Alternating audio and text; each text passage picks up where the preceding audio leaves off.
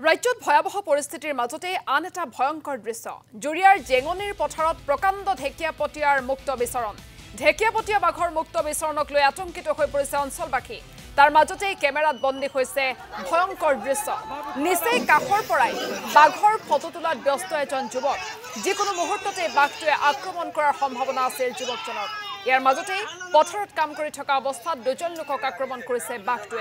বাঘটোৰ আক্ৰমণত গুৰুতৰভাৱে আহত হৈছে আব্দুল আজিজ আৰু আক্তৰ আলী নামৰ দুজন লোক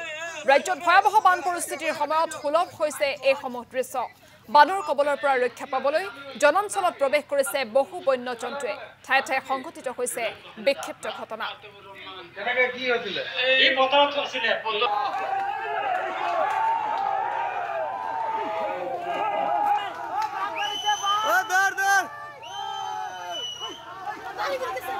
बाबू दूर बाबू